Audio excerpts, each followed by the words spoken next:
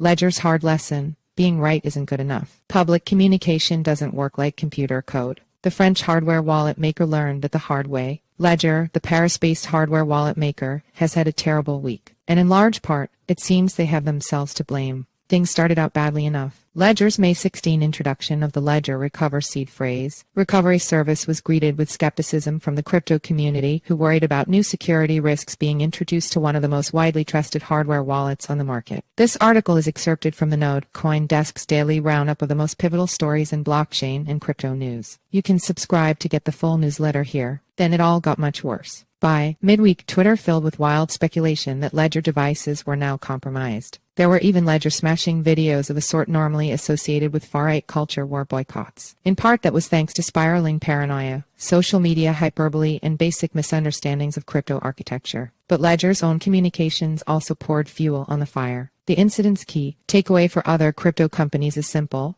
it's not enough to be technically correct, especially in a crisis. As crypto attracts more and more users with limited technical knowledge, it's more important than ever to communicate clearly and carefully. In other words, it's important to not make tweets like this. For the sake of our industry, you can't handle the truth. Some of those piling on to attack Ledger have simply misunderstood that the new Ledger Recover service and the identity documentation involved are entirely optional. Ledger Recover is aimed at less rigorous crypto users who may want an insurance policy against losing their private keys. Strategically for Ledger, and frankly for crypto as a whole, offering this sort of middle ground security option makes sense. But the backlash only spun further out of control after someone at Ledger, purportedly a customer support agent, tweeted that technically speaking it is and always has been possible to write firmware that facilitates key extraction. Now here's the thing. While Ledger has wisely deleted and rephrased its message, this tweet seems to be basically accurate. As cryptography pioneer Christopher Allen laid out in this Twitter thread, all it requires is a signed firmware update and seeds can go wherever they want.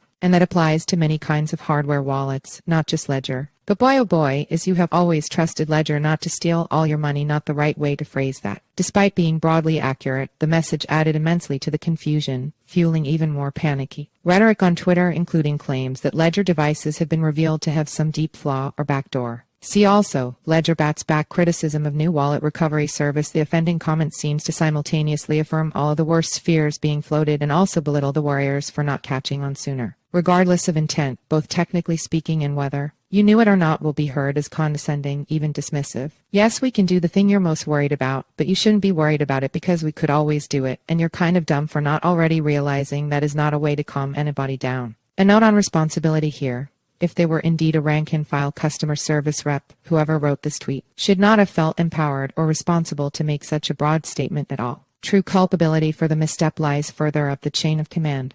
Even worse, the message commits a sin that we in journalism call burying the lead. A second tweet threaded onto the technically speaking post emphasized that every update has to be manually approved by the user. This is the core of Ledger's rebuttal of the ongoing attacks against it. You can still use a Ledger. While the technical nuances are beyond my scope here, some extremely trustworthy experts have rebutted the most extreme worries circulating about Ledger. Most significantly, Taylor Monahan, founder of the MyCrypto wallet and now part of the MetaMask team, has vigorously condemned the worries about Ledger as sensationalist bullshit.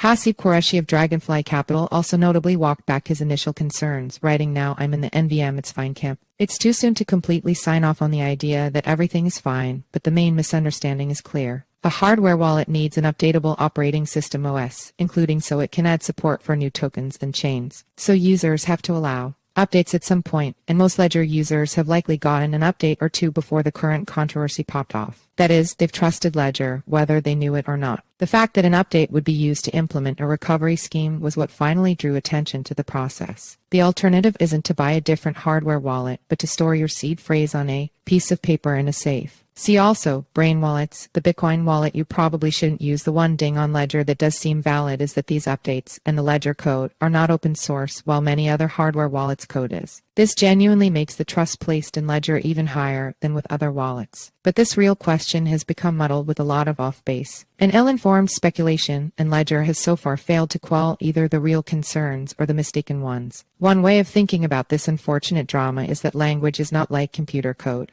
If you're writing a smart contract or a physics engine, you can construct the same function a half dozen different ways with little functional difference. When you're writing a tweet, by contrast, tiny variations matter immensely to how it will be received. It's art, not science, and the gap between the two is only going to grow wider as more and more average folks adopt crypto.